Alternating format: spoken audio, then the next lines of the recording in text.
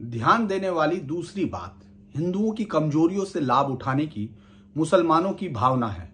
हिंदुओं द्वारा विरोध करने पर पहले तो मुसलमान अपनी बात पर अड़ते हैं और उसके बाद हिंदू जब मुसलमानों को कुछ दूसरी रियायतें देकर मूल्य चुकाने के लिए तैयार होते हैं तो मुसलमान जिद छोड़ देते हैं। नमस्कार, मैं धीरेन्द्र पुंडीर आपका इस YouTube चैनल पर स्वागत करता हूं। आज रविवार है, बातचीत थोड़ा सा अलग विषयों पर करने की है कि जब भी रविवार हो एक स्पेशल एपिसोड के तौर पर आपके सामने आया जाए जो राजनीति से अलग हटकर किसी एक इशू पर हो। लेकिन मुझे लगता है कि हिजाब पर हम लोगों ने बात नहीं की। लेकिन सिर्फ हिजाब पर बात करने से क्या वाकई बात बन जाएगी?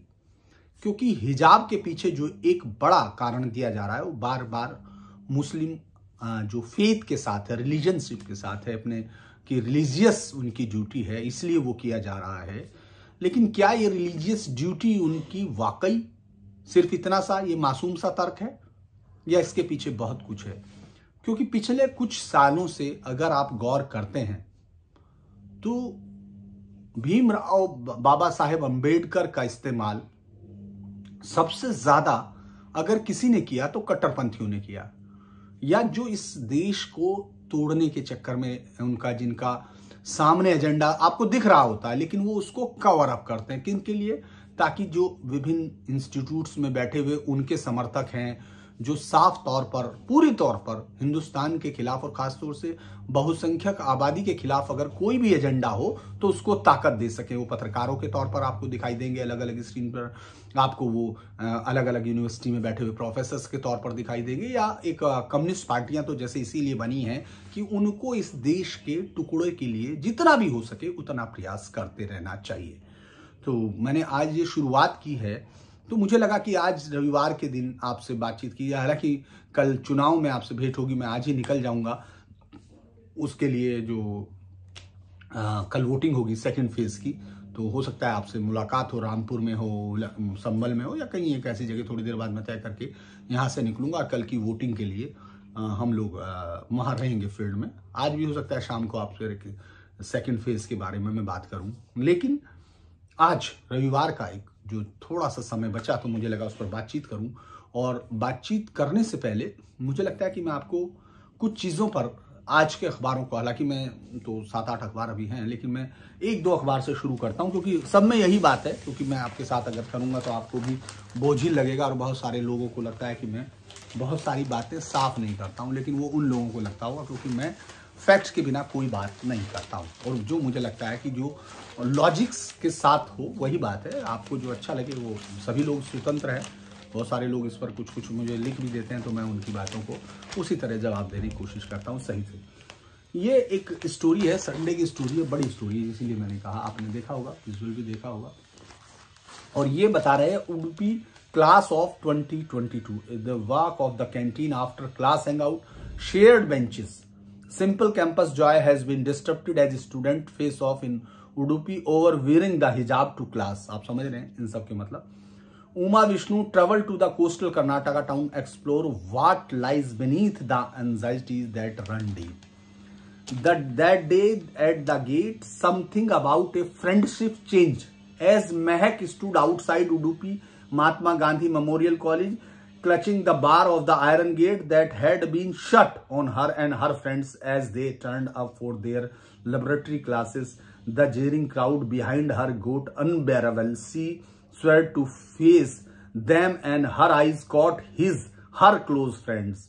In college, almost unrecognizable in his saffron shawl and turban, I was shocked he was someone I would hang out with. Though we are in the different sections and joined the college only this academic session, we would meet for lunch on walk of the canteen where we usually had mud juice or even ketchup after the class. He was very friendly. I don't know what happened to him. I didn't know he was so filled with hate. That day he reacted angrily to everything I said. He said, if you go in with the hijab, I will wear my kesari scarf. They were all shouting, chanting, Jai Shri Ram. Say, मैं एक first PUC class student MGM, one of the premier college in the Udupi that has 2,500 students across its pre-university, undergraduate in the post. अब आप ये और भी है, हाँ, Mehak got over the shock to shout back at her friend and the other in the group. I said there are so many of you to take of one girl if you have to take the courage. Why don't one of you step forward? She screamed as her eye brimming with angry tears. ये एक झूठ को इतने खूबसूरत तरीके से लिखा गया है। अगर इस अखबार की इस राइटर से पूछ लिया जाए कि वो कहना क्या चाह रही है, ये कह रही है कि जो हिजाब में लड़की है उसके साथ इस तरह से बंद हुआ, गेट उसके मुंह पर बंद कर दिया गया, और जितने जो उसके दोस्त ही का इस्तेमाल इसने किया, क्योंकि ये एक झूठ रिपोर्ट है साफ तौर पर, क्योंकि जो बुर्का, जो हिजाब धार्मिक ड्यूटी के तौर पर किया जा रहा है, वो किसी मुस्लिम लड़की को हिंदू लड़के के साथ घुलने मिलने की इजाजत दे रहा है। ये धर्म अगर इस बेवकूफ, मतलब माफ कीजिएगा इस तरह के शब्द में कर रहा हूं, इस झूठी और मक्कार जिसने रिपोर्ट लिखी है उस तरह की, अगर आप माफ कीजिए इस तरह के शब्द में इस्तेमाल नहीं करता हूं, लेकिन चूंकि कई चीज आपको बताती है कि आप किस तरह से एक विक्टिमहुड का कार्ड प्ले कर रहे हैं, जिसका मैंने आपको शुरुआत किया। इस किताब का नाम पाकिस्तान अथवा भारत का विभाजन है। Doctor B.R. अम्बेडकर की किताब के साथ मैंने शुरू किया था, लेकिन ये सबसे ज्यादा अगर कॉन्स्टिट्यूशन ये उस लड़की के बारे में जो ही के साथ, यानी जो हिजाब पहन रही है धार्मिक ड्यूटी के लिए, और जो हिजाब इसलिए भी पहन रही है क्योंकि उसकी रिलीजियस ड्यूटी, जबकि ये नहीं है, पहले 5 फर्ज में ये नहीं आयद होता है।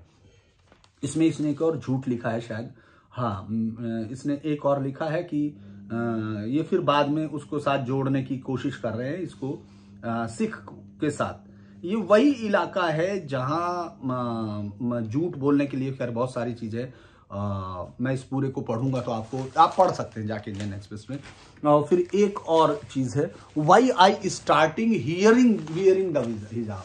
ये देखिए एक और खूबसूरत है, इसको आप लिखना शुरू करेंगे। When I was in the middle school I saw a couple of the classmates wearing a hijab. I liked it and starting wearing it, but just during classes I would not wear it when I went out. My parents were very confused because no one in my family had worn the hijab before this. In old family photo you can see the woman have bare head. By class 12 gradually as I started reading and understood the idea behind it, I started wearing it more regularly. I began to think of it as part of my identity, not something fickle but something that cannot be separated from me. Since that I have worn it is during college and now while working as a research assistant in IIT Mumbai. ये आप ये सोच के देखिए एक और झूठ को किस तरह से कितने खूबसूरत शब्दों से लिखा जाता है कि ये इन्होंने शुरू किया। क्लास के अंदर पहनती हैं, बाहर आके नहीं, यानी बाहर इनको लगता है कि सब अंधे हो जाते हैं, क्लास के अंदर जरूर इनके बाल देखे जा रहे होंगे। जो दूसरे लोग हैं वहां तो 11वीं 12वीं के बच्चे में तो 8वीं 9वीं के बच्चे की बात कर रही है, उस वक्त मुझे लगता है टीचर्स मेल अगर 1-2 होंगे, या जो फीमेल टीचर हैं जो दूसरे धर्मों की हैं, या दूसरे धर्मों के बच्चे जो 7वीं 8वीं के, उनसे इनको इतना डर है। लेकिन बाहर आने के बाद वो सब हम लोग अंधे हो जाते हैं और ये पहनना बाहर बंद कर देती थी। फिर बाद में धीरे धीरे, दरअसल ये इस तरह की, next time I will shout Hindustan जिंदाबाद, ये कल से अलग अलग अखबारों में लिखा जा रहा है क्योंकि 5 लाख अल्लाह अकबर कहने के लिए मिले हैं शायद हिंदुस्तान। ये एक ऐसा नैरेटिव है जो लगातार झूठ के साथ गढ़ा जाता है। जो आदमी रिलीजियस आइडेंटिटी को कॉमन कोड पर हावी कर रहा हो, उस आदमी से आप इस बात की उम्मीद कर रहे हैं, और इस पर सवाल होंगे। ये सवाल मैं आज आपको इस किताब से दिखाऊंगा कि वो कितने गंभीर सवाल हैं जो बाबा साहब अम्बेडकर ने उस समय हल करने के लिए कहा था, लेकिन तत्कालीन लीडरशिप शायद महात्मा गांधी जी के इतने प्रभाव में थी कि बहुत सारे शब्दों का मुझे इस्तेमाल करने से पहले सोचना पड़ेगा कि हमको क्या करना चाहिए, क्योंकि इसमें मेरे विचार से गांधी जी के बारे में अम्बेडकर साहब के विचारों को देते वक्त तमाम लोग दरअसल ये झूठ लगातार गूंथा जा रहा है, लगातार बुना जा रहा है, और पूरा देश एक ऐसे चक्र में फंस रहा है जहां उसको आतंकी मिलेंगे, जहां उसको सीरिया और अलग अलग हिस्सों में, कहीं अफगानिस्तान, कहीं इराक, कहीं ईरान, इस जैसी चीजें मिलती रहेंगी। वो उसी किताब में 1945-46 में ज्यादा ईमानदारी के साथ बाबा भीमराव साहब अम्बेडकर साहब ने इसको क्लैरिटी के साथ दिया। अब ये देखिए 5th कॉलम की हैं तवलीन सिंह, इनके बारे में आपको मालूम नहीं होगा, जब तो पहले इन्होंने बहुत दिन तक बीजेपी की बहुत तारीफ की इन्होंने, क्योंकि लेकिन बाद में इनके बेटे को CI नहीं मिला तो ये बहुत नाराज हो गई, और तब लेकिन कुछ चीजें इन्होंने लिखा कि साहब ये रेग्रेसिव है और ऐसा नहीं करना चाहिए एग्जाम में। लेकिन एक और जो ये खूबसूरती के साथ पिरोते हैं वो चीज हम आपको बता रहे हैं। When the prophet of Islam urged women to dress modestly, he will not be realized that what modesty mean exactly would be determined by them. And this is what happened, and there is no point of pretending that wearing hijab is matter of choice. It is no. This is why the sight of young women demanding the right to wear hijab is distressing and see liberal ladies with powerful. ये उनके बारे में बता रही है। बस मैं आपको इसमें से इनका एक और दिखाने की कोशिश कर रहा हूँ कि ये इन्होंने कहा कि इस्लाम जो है एक ऐसा मजहब है, Muslims whom the taught the time the small girl they should accept the when this idea to take logical conclusion.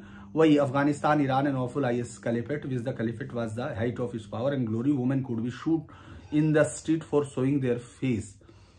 इसमें मुझे लगता है कि एक जगह इन्होंने लिखा है कि इस्लाम एक ऐसा मजहब है मुस्लिम वुमेन जो कि वो सिखाता है, मतलब बराबरी है।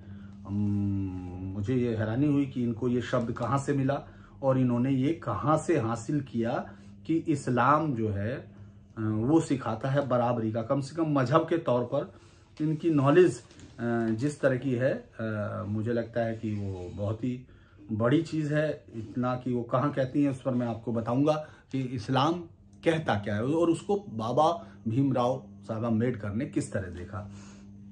एज ए पर्सनल लेवल इन्होंने ये भी बताया कि radical Islam in our southern state more than 20 year ago I was Coimbatore to investigate the serial bomb the went off February 14 1998 in which 58 लोग मारे गए थे, 200 लोग घायल हुए थे।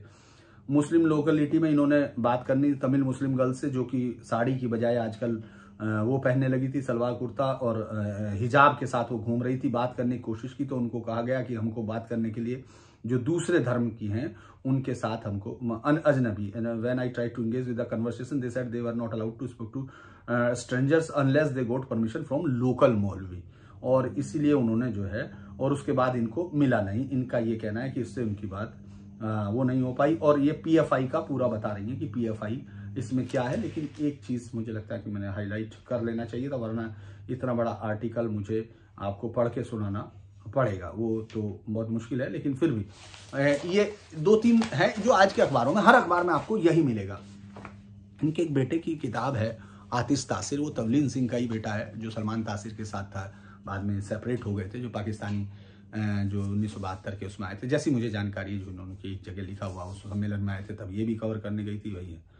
और उन्हें जो है और इनके बेटे ने लिखा है एक तरफ जहां हिंदुस्तान को नकारने के ख्याल से पाकिस्तान का वजूद मुमकिन है, हिंदुस्तान पाकिस्तान की रूह में बसा हुआ है। खैर ये मैं बताऊंगा आपको, इसमें एक बहुत ही बड़ा उसने कहा है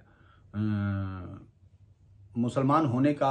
उन्होंने कहा कि तुम इस्लामी देशों के आपसी मतभेदों की बात कर रहे हो, उसने कहा था, पर मैं आपसे कहना चाह रहा हूं कि मुसलमान होना ही अपने आप में एक अलग सी बात है। इस बात से कोई फर्क नहीं पड़ता कि आप कहां से हैं। मुसलमान होने का मतलब ही है कि आप इतिहास से ऊपर की चीज हो, यानी इतिहास इनके लिए कोई मायने नहीं। पर इतिहास से भी फर्क तो पड़ता है, केवल वही इतिहास नहीं जो मजहब के दायरे में या एक प्रतीकात्मक इतिहास, बल्कि वह इतिहास की भी भाषा और संस्कृति में मौजूद है। यह कहना मजहब की विकृति थी कि इन सब चीजों पर कोई असर नहीं होता। इसमें उन्होंने एक बहुत बड़ी चीज की थी जिसमें ये बताने की कोशिश की थी कि कैसे यहां जो है पूरा हिंदुस्तान और पाकिस्तान की दिक्कत क्या है। माफ कीजिए।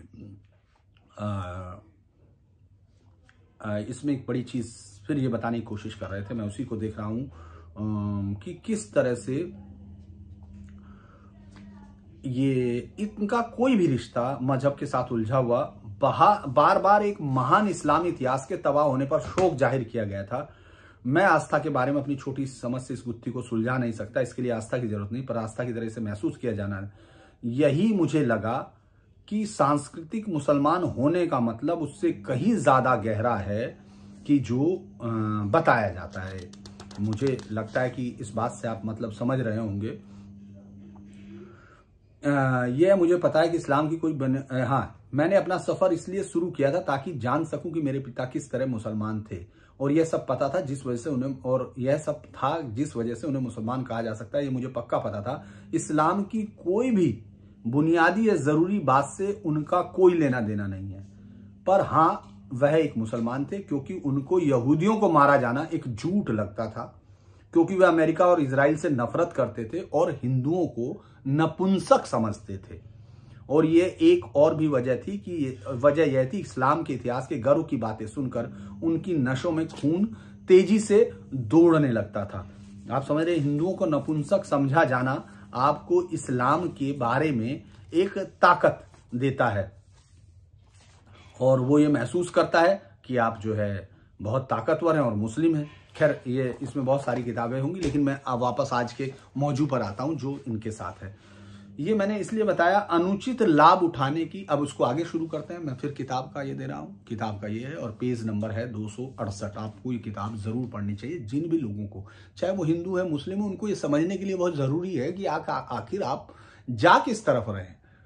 पूरे ये तो अभी आई है, ये सरकार तो उन 2014 से आई है। क्योंकि जो झूठ आप लगातार बोल रहे हैं, जिस झूठ के सारे वामपंथी इस देश को तोड़ने की एक पूरी बेहतरीन प्लानिंग के साथ हैं, वो खुद लगातार गायब हो रहे हैं, लेकिन जहां भी हैं वहां वो उसको पूरी ताकत के साथ अंजाम देते हैं। वो पूरी कोशिश करते हैं। पूरी दुनिया में कट्टरपंथ सबसे ज्यादा, अगर इस्लामिक मजहब के साथ जो कट्टरपंथी हैं, उन लोगों को सबसे ज्यादा पहली ताकत, पहली शुरुआत, उसके दौरान उनके लिए छाता वामपंथी दलों ने हमेशा मुहैया कराया है। चाहे आप इसको कहीं से देखेंगे, चाहे अरब हिस्ट्री से देखें, चाहे आप ईरान में चले जाएं, चाहे अफगानिस्तान में चले जाएं। 1974-75 में जब शुरू की गई थी अफगानिस्तानी रिवॉल्यूशन, वो माफ कीजिए ईरानी रिवॉल्यूशन, तो शुरुआत कम्युनिस्टों ने की थी और उन्होंने ख़ुमैनी साहब को अपने लीडर के तौर पर बहुत बड़ी ताकत के साथ बुलाया। कॉलेज यूनिवर्सिटी में ईरान उस समय एक बेहद खूबसूरत मुल्क,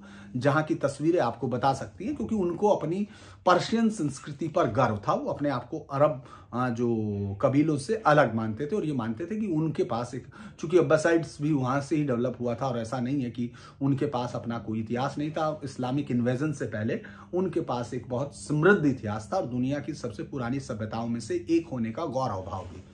लेकिन जब शुरुआत की कम्युनिस्टों ने वहां उनको बुलाया और उसके बाद पहले ही उसमें इस पहल में 5000 कम्युनिस्ट काट दिए गए थे और धीरे धीरे वहां से कम्युनिस्ट होना कत्ल के लिए सीधा वाजिबुल कत्ल हो जाना था।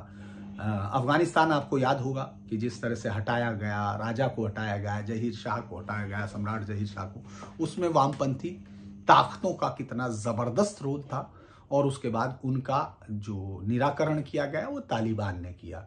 ये सीधे तौर पर है। आप सीरिया चले जाइए, आप इराक चले जाइए, जहां भी शुरुआती बाथिस्ट पार्टी का झुकाव हमेशा लिबरल वामपंथी नाम से था, उन्होंने शुरू किया और उसके बाद फिर इस्लामिक कट्टरपंथियों तक वो देश धीरे धीरे पहुंचाया गया। इस पूरी ताकत को अगर आप हिंदुस्तान में देखेंगे तो हिंदुस्तान में शुरू से लेकर मुस्लिम लीग के पाकिस्तान डिवीजन के सबसे ताकतवर पैरोकारों में से आपको कम्युनिस्ट पार्टी मिलेगी। इसके अलावा इस देश को टुकड़ों में बांटने में कम्युनिस्ट पार्टी थी। इस देश में पीएफआई जो 2014 का जिस सरकार का नाम लिया जाता है, उससे पहले पीएफआई खुद आपने देखा ही होगा कि 1998 का वो कोयम्बटूर बस कांड, जिसमें 58 लोगों को उड़ा दिया गया था। इसके अलावा लगातार अगर आप गौर करेंगे तो सबसे ज्यादा इस्लामिक जो जिहाद के लिए, कट्टरवाद के लिए सबसे शुरुआती खेप जानी शुरू हुई आईएसआईएस में या उसमें, उसके लिए केरल के मुसलमानों से वो लोग गए। तो ये दरअसल आप आंखें बंद करने से ये नहीं समझ सकते कि कबूतर अगर आंखें बंद कर ले तो बिल्ली चली गई होगी।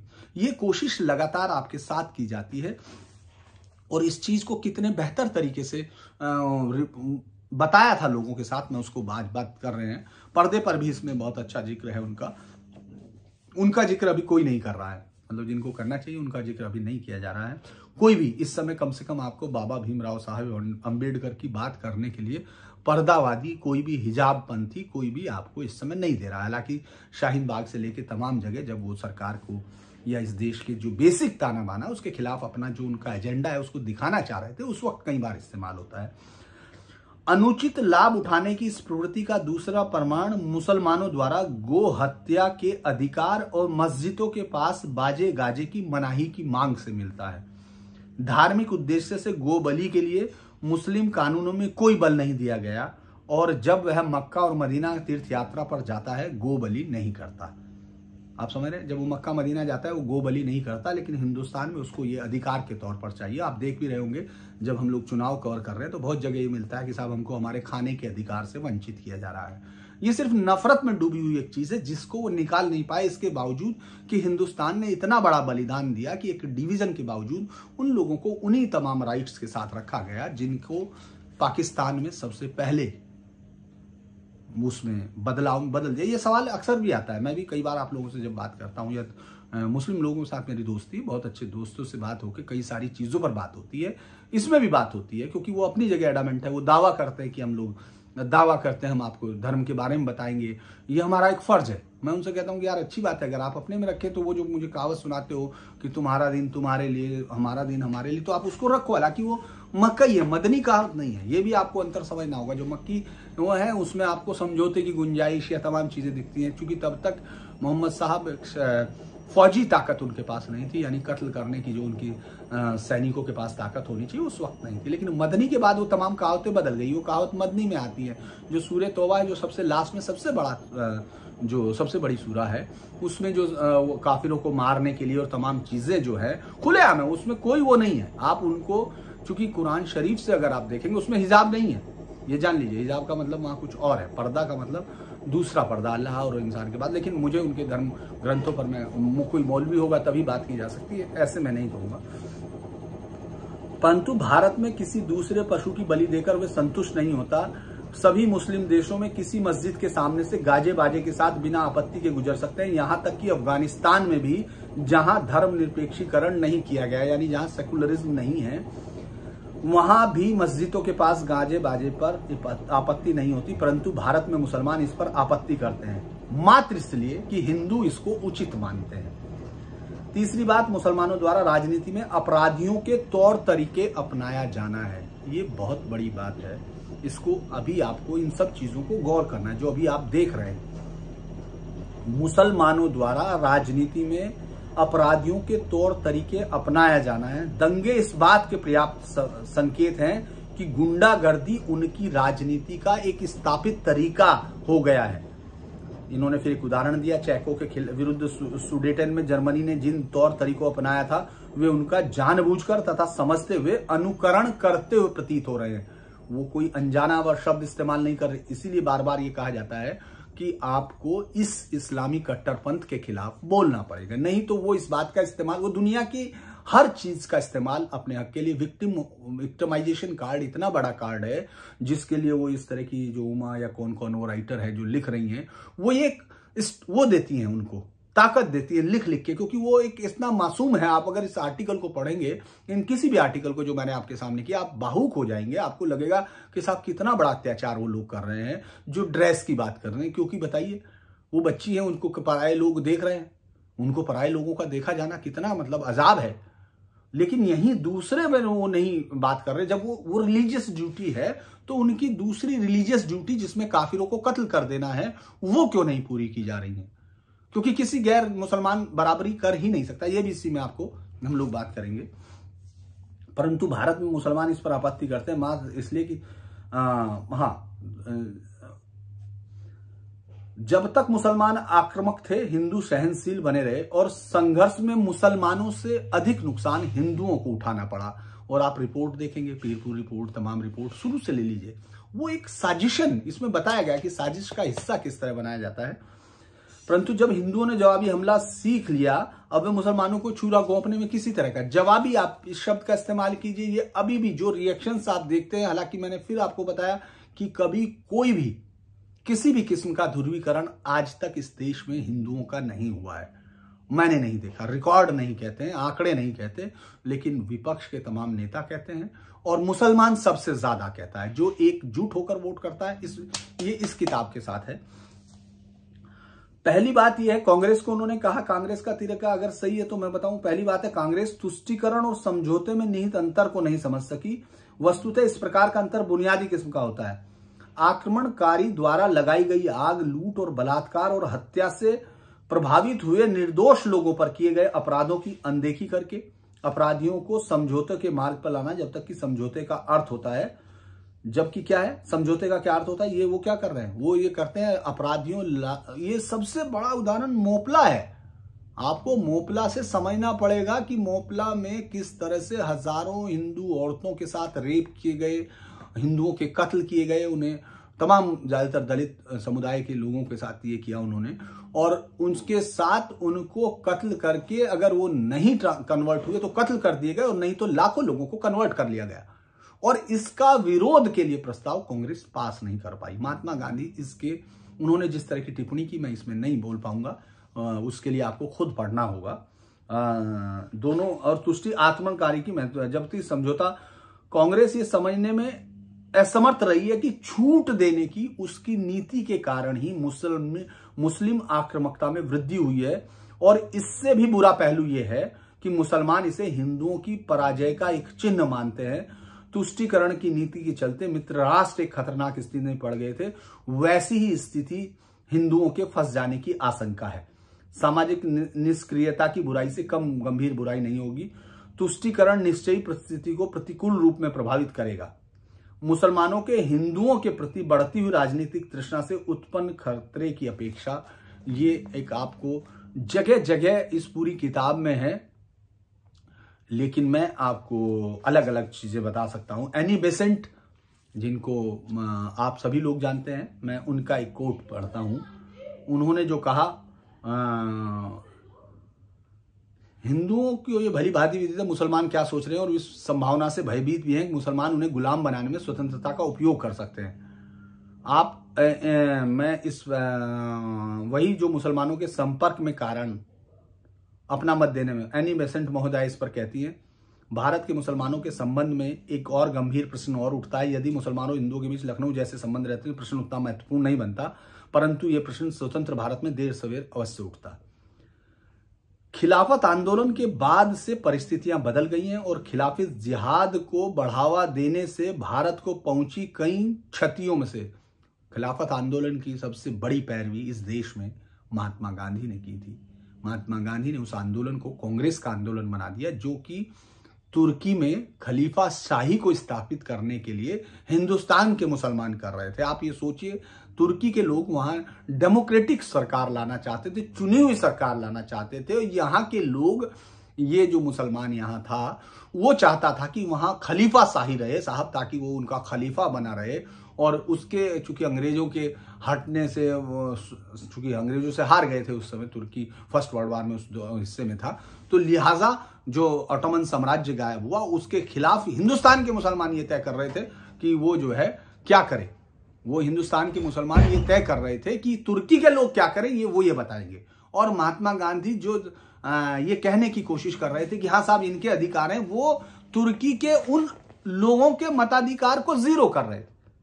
आप समझ रहे हैं, ये सीधे तौर पर वो उनको, मुस्लिम हमलावरों को ये ताकत दे रहे थे कि आप जाके तुर्की की जनता के जो उनकी आकांक्षाएं, जो इच्छाएं, उनको कत्ल कर दो, उनको कुचल दो, और मैं उनमें आपके साथ हूं।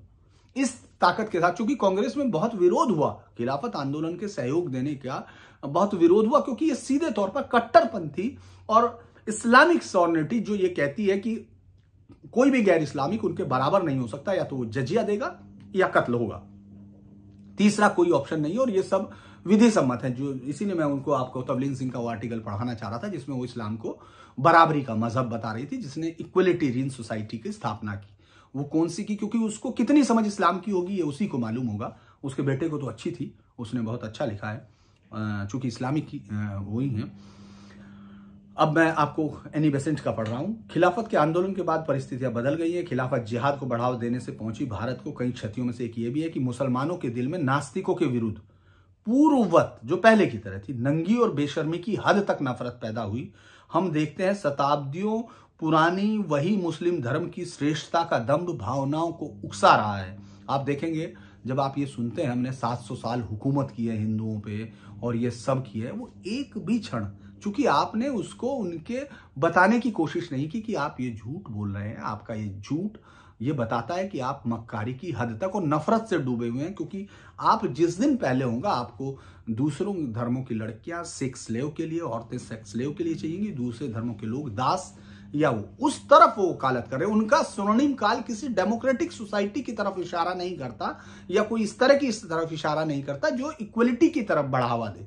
वो सिर्फ सेक्स स्लेव, गनीमत यानी लूट। और बहुत हैरानी की बात है, शायद आप में से बहुत सारे लोगों को नहीं पता होगा कि जो मध्य प्रदेश में जब पकड़े गए थे सिमी के आतंकी, चूंकि वहां कई बैंक लूट हुई थी, तो अधिकारी ये समझ नहीं रहे थे, पुलिस अधिकारी, कि ये आखिर लूट, बैंक की लूट का आतंक से क्या रिश्ता है। जब पकड़े गए उनमें से चूंकि पहले सफदर नागौरी और उसके साथ फिर बाद में कई सारे लोग बाद में पकड़े गए थे, सफदर नागौरी तो पहले पकड़ा गया था, उन्होंने अपनी पूछताछ में बताया कि वो माले गनीमत है, हम लूट के माल से इस्लाम के लिए काम कर रहे हैं। और चूंकि ये धर्म सम्मत है, जो लोग आपको झूठ बोलने की कोशिश करते हैं, खासतौर से हिंदू राइटर, जो चाहे वो जेन्युआइट हो या कहीं से भी हो, मतलब जो ये कोशिश करते हैं, जो ये बताने की कोशिश करते हैं कि साहब आप गलत समझ रहे हैं, वो इस बात के लिए अरब के मुसलमानों से ज्यादा, अरब के मौलवियों से ज्यादा अपने आप को इस्लाम का समझा हुआ बताते हैं।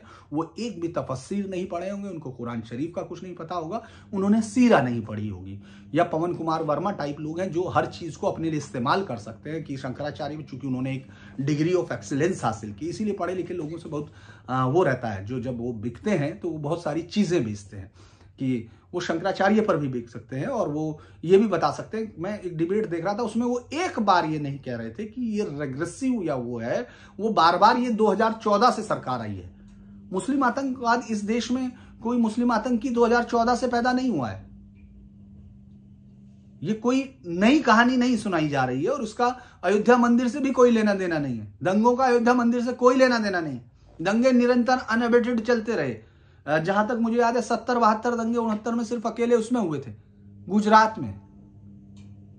ये निरंतर है, क्योंकि आपने सच को छुपाने की कोशिश की, तुष्टीकरण की नीति से आपने आक्रामकता। फिर वापस आते, हाँ, हमने देखा कि शताब्दियों की विस्मृति के बावजूद अलगाव की यह प्राचीन भावना पुनर्जीवित हो गई। इसीलिए खिलाफत आंदोलन के खिलाफ बहुत लोगों ने कहा था, लेकिन महात्मा गांधी अपनी जिद मन नहीं माने। और ये बात मैं फिर किसी दिन, अंबेडकर साहब महात्मा गांधी को क्या समझते थे ये भी देखना चाहिए, क्योंकि ये दो लोग बहुत इंटरेस्टिंग हैं कि आप सबसे ज्यादा वामपंथियों ने जिनसे ज्यादा नफरत की, सबसे ज्यादा नफरत इनसे की, और वामपंथी इनका सबसे ज्यादा इस्तेमाल आज करते हैं। आप सोचिए कि वो क्या क्या नहीं कहते। हाँ, अब ये क्या है, जिसमें जजीरत उल अरब अर्थात अरब द्वीप के संबंध में दावा है कि वह मुसलमानों का पवित्र भूखंड है, इसे गैर मुस्लिम के अपवित्र पांव से गंदा ना करें। आप समझ रहे हैं, पहली बात जो बराबरी का सिद्धांत है वो यहां आपने सुन लिया, तबलीग सिंह ने पता नहीं सुना होगा या नहीं। वे अपने धर्म को मानने वाले, और हाँ, हमने मुसलमान नेताओं को ये कहते सुना है, आप सुनिए, ये एनी बेसेंट बोल रही है, कोई ऐरा गहरा आदमी नहीं बोल रहा है या कोई ऐसा आदमी, और उसको कोट कर रहे हैं बाबा भीमराव साहब अम्बेडकर। हमने मुसलमान नेताओं को यह कहते सुना है कि यदि अफगान भारत पर हमला करे तो वे अपने धर्म को मानने वाले अफगानों की सहायता करेंगे और उन हिंदुओं की हत्या करेंगे जो दुश्मनों से अपनी मातृभूमि की रक्षा करेंगे। हमें यह सोचने पर विवश कर दिया कि मुसलमानों की पहली वफादारी मुस्लिम देशों के प्रति है, हमारी मातृभूमि के प्रति नहीं। हमें यह भी मालूम है कि उनकी उत्कट इच्छा है अल्लाह का साम्राज्य स्थापित करना, न कि संसार के परमात्मा का, जिसे अपने सभी प्राणियों से समान प्रेम है। अल्लाह के आदेश को वे अपने किसी पैगंबर के आदेश में देखते हैं और उसी के अनुसार ये तय करते हैं कि खुदा पर अविश्वास करने वालों के साथ कैसा सलूक किया जाए। प्राचीन हिब्रूज के मोजेक जेहोवा की तरह आज वे पैगंबर द्वारा प्रतिपादित धर्म का पालन करने की स्वतंत्रता के लिए पुराने मुसलमानों की भांति लड़ रहे हैं, जबकि आज की दुनिया उन धर्म व्यवस्थाओं से आगे कहीं जा चुकी है जिसमें एक इंसान द्वारा ईश्वर को आदेश दिए जाते थे। मुसलमान नेताओं का यह दावा कि मुसलमानों को अपने विशेष पैगंबर के कानून का पालन करना चाहिए, अपने राष्ट्र के कानूनों को जिसमें रहते हैं दरकिनार कर देना चाहिए, यह राष्ट्र और नागरिक व्यवस्था के लिए घातक है। यह उन्हें बुरा नागरिक साबित करता है क्योंकि उनकी निष्ठा का केंद्र राष्ट्र से बाहर है। जब तक वे मौलाना मोहम्मद अली और शौकत अली जैसे मान्य मुस्लिम नेताओं के विचारों से मैतक्य रखेंगे और उनके सह नागरिक विश्वास नहीं करेंगे उन पर, यानी आप समझ रहे हैं मौलाना और शौकत अली को आपने अगर अपनी किताबों में पढ़ा होगा तो बहुत बड़े धर्म वो मतलब राष्ट्र की स्वतंत्रता के लिए, लेकिन ये राष्ट्र की स्वतंत्रता के लिए नहीं लड़ रहे थे। ये सीधे तौर पर इस्लामी हुकूमत जो हिंदुओं पर 700 साल तक की गई, जो इनका दावे होते थे उसके मुताबिक उसके लिए लड़ रहे थे ताकि हिंदुओं पर जजिया और तमाम चीजें लागू की जा सके। लेकिन आपकी किताबें उनको क्या दिखाती हैं वो आपको मालूम होगा। भारत के स्वतंत्र होने पर मुस्लिम जनसंख्या वाला वह क्षेत्र जिसमें रह रहे अज्ञानी लोग उन लोगों का अनुसरण करेंगे जो पैगंबर के नाम पर आह्वान करते हैं, जो भारत की स्वतंत्रता के लिए तत्काल खतरा पैदा हो जाएगा। आपने IIT की लड़की का सुना तो इसलिए इस बात से भी थोड़ा बात आगे बढ़ गई है। ये लोग अफगानिस्तान, बलूचिस्तान, फारस, इराक, ईरान, अरब, तुर्की, मिस्र व अन्य देशों के उन कबीलों से मैत्री करके जो भारत को मुस्लिम शासन के अधीन करने के लिए एकजुट हो जाएंगे और मुस्लिम शासन की स्थापना कर देंगे। हमने सोचा था कि भारतीय मुसलमान अपनी मातृभूमि के प्रति वफादार होंगे। वास्तव में हम अब भी सोचते हैं कि उनमें से शिक्षित वर्ग यह कोशिश करे कि मुसलमानों में ऐसी भावना हो, परंतु ऐसे मुसलमान बहुत कम हैं और अक्षम भी हैं, इसलिए उन्हें धर्म विरोधी की संज्ञा देकर उनकी हत्या कर दी जाएगी। मालाबार से हमें सीख मिल चुकी है कि इस्लामिक शासन के अर्थ क्या हैं और अब हम भारत में खिलाफत राज्य का दूसरा नमूना नहीं देख सकते।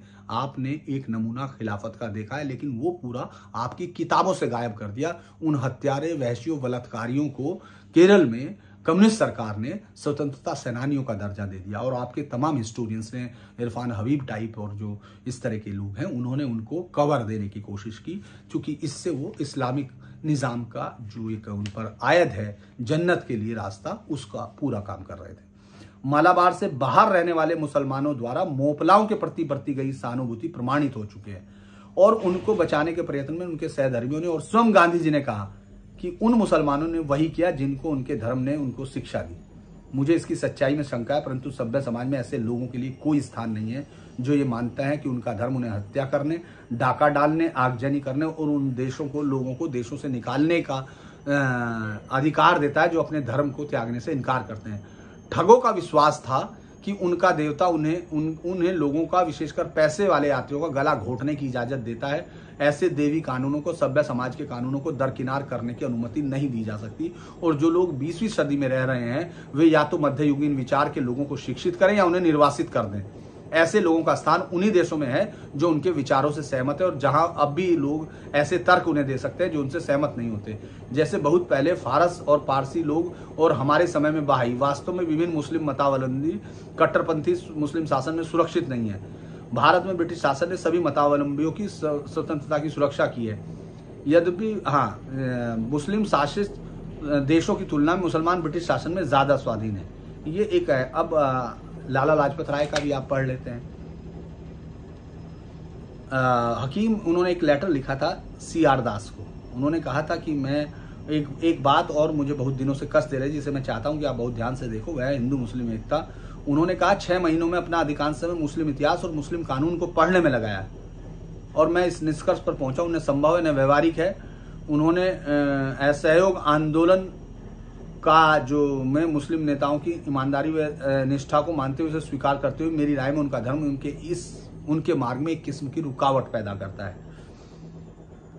हाँ, मैंने आपको कलकत्ता में हकीम अजमल खां और डॉक्टर किचलू से इस विषय में मेरी बातचीत का स्मरण होगा। मैंने आपको कलकत्ता में दी थी। हकीम साहब से बेहतर कोई मुसलमान हिंदुस्तान में नहीं, किंतु क्या कोई अन्य मुस्लिम नेता कुरान के विपरीत जा सकता है? मैं केवल यही सोचता हूँ कि इस्लामिक कानून के बारे में मेरा ज्ञान सही नहीं है और ऐसा ही सोचकर मुझे राहत मिलती है। परंतु यदि यह सही है तो यह बात साफ है कि हम अंग्रेजों के विरुद्ध एक हो सकते हैं, परंतु ब्रिटिश रूपरेखा के अनुसार हिंदुस्तान पर शासन चलाने के लिए एक नहीं हो सकते।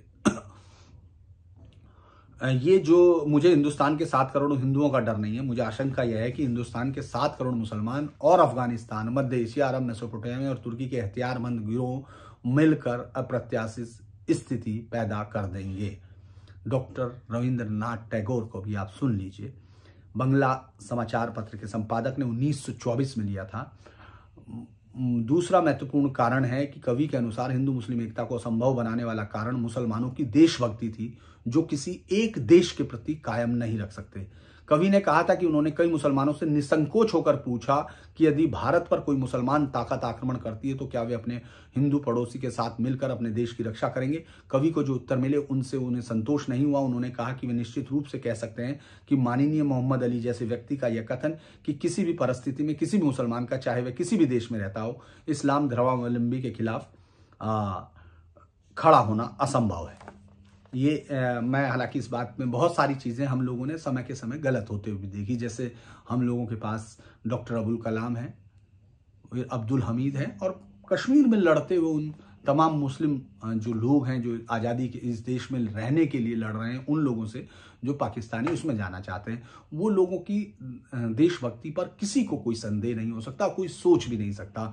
उन लोगों के जो ग्रेनेडियर्स हैं, जो आगे बढ़ते हैं, जो लड़ते हैं। लेकिन ये समय जो हिजाब जैसे लोगों के साथ आता है, जो ये कोशिश करते हैं कि वो धर्म के नाम पर, तो उनसे उन्हीं के लिए ये सवाल लगातार खड़े होते हैं। कोई इसमें, क्योंकि वो किसी ऐसी चीज का इनकार नहीं कर सकते जो उनको धर्म के मुताबिक न दी जाती हो, तो फिर सीधे तौर पे उनको धर्म के आधार पर ये जो सवाल उठाए जा रहे हैं वो धर्म की स्टडी करने वाले उठा रहे हैं। मैं फिर कह रहा हूं कि किसी सामान्य मुसलमान के लिए इसमें कुछ नहीं है।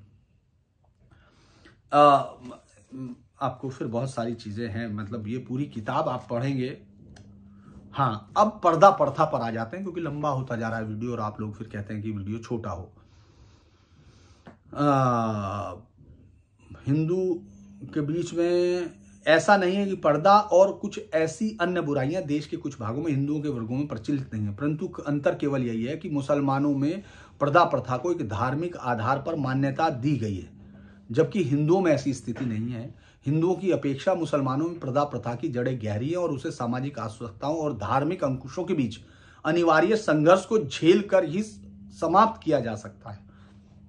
मुसलमानों में पर्दा प्रथा अपने मूल के अलावा एक वास्तविक समस्या है, जबकि हिंदुओं में नहीं है। मुसलमानों ने इसे समाप्त करने का कभी प्रयास किया हो, इसका भी कोई साक्ष्य नहीं मिलता। ये साफ तौर पर पर्दे के बारे में उनका कहना है। उन्होंने कहा कि मुसलमान क्षेत्र पर अगर सीट में लड़ते हैं तो जो समस्याएं रखी जाती हैं, मुसलमानों को राजनीति में रुचि नहीं है, उनकी मजहब में अधिक रुचि है। जो शर्तें रखी जाती हैं उससे आसानी से स्पष्ट होता है। मुस्लिम मतदाता प्रत्याशी के कार्यक्रम पर दृष्टिपात करने की भी परवाह नहीं करते। यह वर्ग प्रत्याशी से मात्र यही चाहता है कि मस्जिद के पुराने बल्बों के स्थान पर अपने खर्चे से नए बल्ब लगा दे, क्योंकि पुराने बल्ब टिमटिमाने लगे हैं। पुराने कालीन की जगह नया कालीन बिछा दे और मस्जिद की मरम्मत करा दे। कुछ स्थानों पर मुसलमान मतदाता इतने से संतुष्ट हो जाते हैं, प्रत्याशी एक शानदार दावत देने को तैयार हो जाता है और वह ऊंचा दाव लगाकर वोट खरीदने पर रजामंद हो जाता है। सामान्य सामाजिक सुधार सामाजिक कार्यों का कार्यक्रम बन सकता है, ये कभी उन्होंने सोचा नहीं। मुस्लिम राजनीति विशुद्ध धर्मनिरपेक्ष श्रेणी के जीवन, अर्थात धनी और निर्धन, पूंजी और श्रम, भूमिपति और पुट्टेदार पुजारी और जनसामान्य, तर्क और अनिवार्य मुल्लाओं की राजनीति है। ये मात्र हिंदू और मुसलमानों के बीच मौजूद अंतर को ही मान्यता देती है। जीवन की किसी भी धर्मनिरपेक्ष तत्व का मुस्लिम समुदाय की राजनीति कोई स्थान नहीं है और वे मुस्लिम राजनीतिक जमात के केवल एक ही निर्देशिक सिद्धांत के सामने नतमस्तक हो जाते हैं, जिसको मजहब कहा जाता है। मुसलमानों में इन बुराइयों का होना दुखद है, परंतु उससे भी अधिक दुखद तथ्य यह है कि भारत के मुसलमानों में समाज सुधार हेतु बुराइयों का सफलतापूर्वक उन्मूलन के लिए कोई संगठित आंदोलन नहीं है। यहाँ उन्होंने कहा कि हिंदुओं में हुआ है और हिंदुओं ने बदलाव किया है। मुसलमान समाज के इतने विरोध क्यों हैं? समाज सुधार के विरोधी क्या है? इसमें बहुत सारी चीजें हैं। खैर मैं इसमें भी नहीं कहूँगा। मुसलमान ने अपने मजहब के प्रति आस्थावान रहते हुए कभी प्रगति नहीं की। वह तेजी से आगे बढ़ रही इस आधुनिक दुनिया में भी जड़वत रहा गया और मैं इस पर बहुत कुछ वो है, मैं इसमें आपको अगर बताने लगूंगा तो ये बहुत लंबा वीडियो हो जाएगा, लेकिन कुछ हिस्से मैंने पढ़े हैं। इससे भी इसमें और भी खतरनाक हिस्से हैं। मुस्लिम समुदाय के बारे में डाइटस, हाँ, कि मतलब जब वो भारत अंग्रेज आए तो आधी शताब्दी तक ये बहस चलती रही कि भारत दारुल हर्ब है या क्या इस्लाम है। कुछ ज्यादा धार्मिकों ने सैयद अहमद के नेतृत्व में वास्तव में जिहाद का ऐलान किया, मुस्लिम शासित भूभाग पर जाने की आवश्यकता पर बल दिया और उन्होंने ये आंदोलन सारे देश में चलाया। याद होगा आपको, जो वहां जाकर 1831 में मारा गया था, जो सिख उनके साथ लड़ते हुए, चूंकि उसने वहां जाकर जो पाकिस्तान में अब है वहां उसने चलाया था, जिस पर भारतीय राज में अभी हमला भी हुआ था। वे जिहाद की घोषणा ही नहीं कर सकते, बल्कि उसकी सफलता के लिए विदेशी मुस्लिम की शक्ति ले सकते हैं, और यदि विदेशी मुस्लिम शक्ति जिहाद की घोषणा करती है तो उसकी सफलता के लिए शायद वो भी दे सकते हैं, सहायता भी दे सकते हैं। इसमें अली साहब हैं। मैं बहुत सारी चीज़ें, एक उनको बहुत ही एक इंटरेस्टिंग चीज़ और मैं पढ़ देना चाहता हूँ, क्योंकि इसके बाद ये वाक्य बहुत बड़ा हो जाएगा। मुसलमानों ने किस तरह से ये सिर्फ उन लोगों के लिए, मैं फिर बार बार बोल रहा हूँ कि इसका उन लोगों के साथ कोई मतलब नहीं है जो देश के साथ रहें। इसमें तो बाकायदा ये भी कहा गया है कि मतलब बहुत बड़ा सवाल है। हालांकि इसके बाद पाकिस्तान बन गया, इसलिए इस सवाल को मैं नहीं पढ़ा रहा हूँ, जिसमें ये कहा गया है कि भारत में फौज संयुक्त होगी, हिंदू मुसलमान दोनों रहेंगे। यदि भारत पर किसी विदेशी शक्ति होता है, क्या भारत फौज में शामिल मुसलमानों पर भारत की रक्षा का भरोसा किया जा सकता है? और मान लीजिए उनके सहधर्मी हैं, तो क्या मुसलमान उनकी तरफ हो जाएंगे? मान लीजिए मैं तो ये बात अभी नहीं कह रहा हूँ, लेकिन ये आप सोचिए कि ये जो नारे लगा रहे हैं, और अभी आपने देखा उसने कहा कि अब मैं अगली बार हिंदुस्तान जिंदाबाद लगाऊंगी, अल्लाह अकबर नारे लगाने, क्योंकि 5 लाख उसको अल्लाह अकबर से मिले हैं, और इससे उसको उन 5 लाख समर्थक मिल जाएंगे जो आशुतोष टाइप लोग चिल्लाते हैं, जो बिना इतिहास का स्टूडेंट होते हुए भी वो अनैतिहासिक बातें करते हैं। उन्होंने कहा दूसरे शब्दों में, मैं ये अनुभव करता हूं, हिंदू जो अपने साथियों के भाग्य का परिदर्शन करते हैं, माननीय कार्यालय के अनुसार दर्शन चक्षु खो चुके हैं, व्यर्थ के जादुई माया लोक में विचरण कर रहे हैं। इसका परिणाम मुझे डर है हिंदुओं के लिए भयानक होगा। हिंदू कांग्रेस की पकड़ में और कांग्रेस गांधी जी की पकड़ में। ये नहीं कहा जा सकता कि गांधी जी ने कांग्रेस को सही नेतृत्व प्रदान किया। गांधी जी पहले तो 2 बातों के बहाने विभाजन विषय को प्रश्न को टालने का शुरू किया, प्रयास किया, और उन्होंने ये कहना शुरू कर दिया भारत का विभाजन एक नैतिक भूल होगी, एक पाप है जिसमें भागीदार नहीं होंगे। और लेकिन मुझे उन्हें डोंगरी, अब जब वो डोंगरी और वहीं अब रह गए, डोंगरी से कितने मुसलमान गए या नल बाजार से पूछने की जरूरत है पाकिस्तान में। लेकिन ये बता रहे हैं कि बंबई में कोई भी मुस्लिम सभा अल्लाह अकबर कायदे आजम जिंदाबाद के नारों के बिना समाप्त या नहीं होती है। मैं सुन के एक चीज़ में उन्होंने कहा कि इस्लाम क्या करता है, ये उन्होंने इस्लाम वास्तव में है क्या, जो उन्होंने बताने की कोशिश की कि बाकी सब के लिए क्या है इस्लाम, बाकी सब मजहबों को कैसे देखता है, और एक बंद निकाय की तरह है जिसमें सारी इक्वलिटी सिर्फ मुसलमान के लिए है, बाकी किसी के लिए नहीं है। इन्होंने तो कहा था कि मतलब ये इन्होंने कहा भी था कि पाकिस्तान बनेगा, इसमें कोई रोक नहीं सकता, क्योंकि अगर मुसलमान तय कर चुके हैं, और वो भारत के लिए बहुत गलत होगा अगर आबादी का ट्रांसफ़र नहीं किया गया। ये भी इसमें है। मुझे लगता है कि आपको इसमें इनको मालूम है कि पहले ये, हाँ, इस्लाम इसी पे ख़त्म कर दूंगा क्योंकि ये बहुत बड़ा है। इस्लाम एक बंद निकाय की तरह है जो मुसलमानों और गैर मुसलमानों के बीच भेद करता है। यह बिल्कुल मूर्त और स्पष्ट है। इस्लाम का भ्रातृत्व भाव मानवता का भ्रातृत्व भाव नहीं है, मुसलमानों का मुसलमानों से ही भ्रातृत्व भाव है। यह बंधुत्व है, इसका लाभ अपने निकाय के लोगों तक सीमित है, और जो इस निकाय के बाहर है उसके लिए सिर्फ घृणा और शत्रुता ही है। इस्लाम का दूसरा अवगुण यह सामाजिक स्वशासन की एक पद्धति है जो स्थानीय स्वशासन से मेल नहीं खाता, क्योंकि मुसलमानों की निष्ठा जिस देश में वे रहते हैं उसके प्रति नहीं होती, बल्कि वह उस धार्मिक विश्वास पर निर्भर करती है जिसका वे एक हिस्सा है। एक मुसलमान इसके लिए इसके विपरीत या उल्टे सोचना अत्यंत दुष्कर है। जहां कहीं इस्लामिक शासन है उसका अपना विश्वास है। दूसरे शब्दों में इस्लाम सच्चे मुसलमानों को भारत की अपनी मातृभूमि और हिंदुओं को अपना निकट संबंधी मानने की इजाजत नहीं देता। संभवतः यही वजह है मौलाना मोहम्मद अली जैसे एक महान भारतीय परंतु सच्चे मुसलमान ने अपने शरीर को हिंदुस्तान की बजाय यरूशलेम में दफनाना ज्यादा अधिक पसंद किया था। आपको याद भी होगा कि आप मौलाना आजाद साहब कहाँ दफनाए गए हैं, ये भी देखना चाहिए हम लोग। ख्वाजा हसन निजामी ने कहा था, मैं एक बात कर देता हूँ, बहुत दिन उन्होंने बहुत तारीफ की मोहम्मद अली साहब की। मोहम्मद अली साहब को गांधी जी ने पता नहीं क्या क्या माना, और उन्होंने कहा गांधी जी का अलीगढ़ और अजमेर में बोलते हुए उन्होंने कहा, गांधी जी का चरित्र कितना ही पवित्र क्यों ना हो, धार्मिक दृष्टिकोण से वह मुझे किसी भी मुसलमान से निष्कृष्ट ही लगेंगे, चाहे वह मुसलमान चरित्रहीन ही क्यों ना हो। इस वक्तव्य से हलचल और उत्तेजना फैल गई और बहुत से लोगों को विश्वास नहीं हुआ कि साहब मोहम्मद अली साहब वो तो बहुत आदर भाव देते हैं, इतना कठोर और घृणास्पद भाव रखेंगे। फिर जब मोहम्मद अली साहब लखनऊ में अमीनाबाद पार्क की सभा में बोल रहे थे, उनसे उक्त कथन की सत्यता के बारे में पूछा गया तो उन्होंने बिना किसी झिझक या पश्चाताप के कहा, हाँ, मैं अपने धर्म और मत के अनुसार मैं एक व्याभिचारी और गिरे हुए मुसलमान को भी महात्मा गांधी जी से श्रेष्ठ मानता हूं। आपको मालूम होगा कि मैं फिर ख्वाजा हसन निजामी का एक और पढ़ा देता हूं। निजामी साहब को भी आप लोग बहुत कोट करते हुए इस्लामिक और उन सबको देखते होंगे। उन्होंने कहा कि मुसलमान हिंदुओं से भिन्न हैं, वे हिंदुओं से घुल मिल नहीं सकते हैं, क्योंकि रक्त रंजित युद्धों के बाद मुसलमानों ने भारत पर फतह हासिल की और अंग्रेजों ने भारत उन्हीं मुसलमानों से लिया था। मुसलमान एक कौम है और वही भारत के अकेले बादशाह हैं। वे कभी अपना व्यक्तित्व पहचान नहीं छोड़ेंगे। उन्होंने हिंदुओं पर सैकड़ों वर्षों तक शासन किया, इसलिए उनका इस देश पर अक्षुण्ण अधिकार है। हिंदू संसार में एक अल्पसंख्यक समुदाय है, उन्हें आपसी लड़ाइयों से ही फुर्सत नहीं।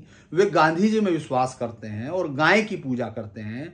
वे दूसरे आदमियों के यहाँ पानी पीकर अपवित्र हो जाते हैं। हिंदू स्वायत्त शासन की न तो इच्छा शक्ति रखते हैं, न ही उनके पास इसके लिए समय है। अतः उन्हें आपसी लड़ाइयों ही लड़ने दें।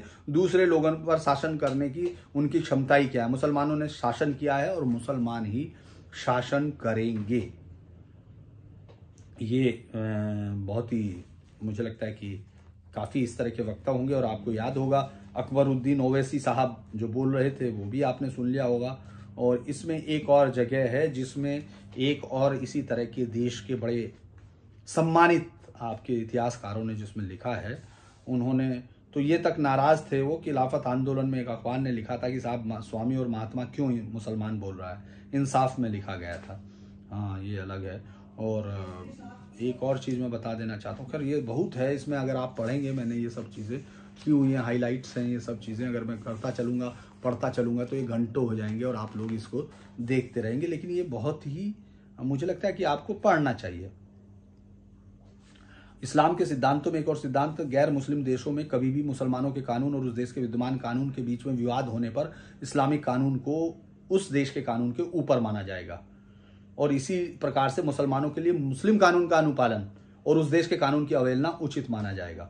ये इन्होंने साफ कहा है। मैं तो एक जब काफ़ी बात हुई तो उन्होंने एक और बात कही जो याद होगा आपको, 15 मिनट वाला बयान कहाँ से आता है। आपको लगता होगा कि ये सब ऐसे ही आ गए होंगे, तो मुझे लगता है कि आप शायद अंधेरे में रहना ज़्यादा यकीन करते हैं। बाकायदा एक नेता जिसको हम लोगों ने अपनी किताबों में हाँ, एक मोपला वाला और पढ़ देता हूँ आपको, जो आप सुनना चाहें तो सुन ले, नहीं तो कोई बात नहीं। ब्रिटिश सरकार के विरुद्ध तो विद्रोह ठीक है, परंतु मोपलाओं का मलाबार के हिंदुओं के साथ व्यवहार दिमाग खराब कर देने वाला है। आप सोच रहे हैं, ये बोल रहे हैं दिमाग खराब कर देने वाला है। अंबेडकर साहब ये बोल रहे हैं, हिंदुओं की मोपलाओं के हाथों भयंकर विपत्ति, कत्लेआम, जबरन धर्म परिवर्तन, मंदिरों का भ्रष्ट किया जाना, स्त्रियों पर भीषण अत्याचार, जैसे गर्भवती महिलाओं का पेट चीर देना, लूटमार, आगजनी जैसी भीषण विपत्ति और तबाही का सामना करना पड़ा। संक्षेप में, जहां मोपलाओं की बर्बरता का बेलगाम नंगा नाच हुआ, मोपलाओं ने हिंदुओं पर तब तक बेइंतहा जुल्म उस दुर्गम इलाके में शीघ्र शांति स्थापित करने के उद्देश्य से सेना के पहुंचने तक जारी रखे। यह महज एक हिंदू मुस्लिम दंगा नहीं, अपितु नियोजित और स्वदेशी हिंसा थी, जिसमें अनगिनत हिंदू मारे गए, जख्मी हुए, उनका धर्म परिवर्तन हुआ। हिंदुओं की संख्या का पता ही नहीं, लेकिन ये संख्या बहुत बड़ी है। ये पेज नंबर 171 है, पाकिस्तान का हिंदू विकल्प। इस तरह का मैं तो हाँ, एक मूल प्रश्न है उन लोगों के दृष्टिकोण का जिन्होंने एक कत्ल किए, जहां कानून लागू किया जा सका वहां हत्यारों को कानून के मुताबिक सजा मिली, तथापि मुसलमानों ने इन अपराधियों की कभी निंदा नहीं की। इसके विपरीत उनको गाजी बनाकर, ये उनके बारे में जो जिन्होंने श्रद्धानंद साहब की 23 दिसंबर 1926 को मोहम्मद अब्दुल रशीद ने गोली मारकर हत्या की, जब वो बिस्तर पर लेटे हुए थे बीमारी में। लाला नानक चंद की हत्या की, जो प्रसिद्ध आर्य समाजी थे। रंगीला रसूल के लेखक राजपाल का कत्ल किया गया जब अपनी दुकान पर बैठे थे। 1934 में अब्दुल कयूम ने नाथुला शर्मा की हत्या की, क्योंकि शर्मा जो है उस समय सजा के विरुद्ध अपनी अपील की सुनवाई का अदालत में की। हिंदू महासभा के सेक्रेटरी खन्ना पर 1938 में हमला हुआ। मूल प्रश्न ये है, ये एक बहुत छोटी सी सूची दी गई है, लंबा किया जा सकता है। मूल प्रश्न उन लोगों के दृष्टिकोण का जिन्होंने एक कत्ल किए, जहां कानून लागू किया जा सका वहां हत्यारों को मिली, तथापि प्रमुख मुसलमानों ने कभी भी इन अपराधियों की कभी निंदा नहीं की। उनको गाजी बनाकर उनका स्वागत किया, क्षमादान के लिए आंदोलन किए गए। यहाँ लाहौर के बैरिस्टर मिस्टर बरकत अली, जिनको बहुत अच्छा मुसलमान कहा गया, नाथुराम कयूम की तरफ से अपील दायर की और यहां तक कहा गया कि कयूम नाथुराम मल की हत्या का दोषी नहीं है, क्योंकि कुरान के कानून के अनुसार यह न्यायोचित है। मुसलमान का दृष्टिकोण तो समझ में आता है, परंतु जो बात समझ में नहीं आती वो गांधी जी का दृष्टिकोण है।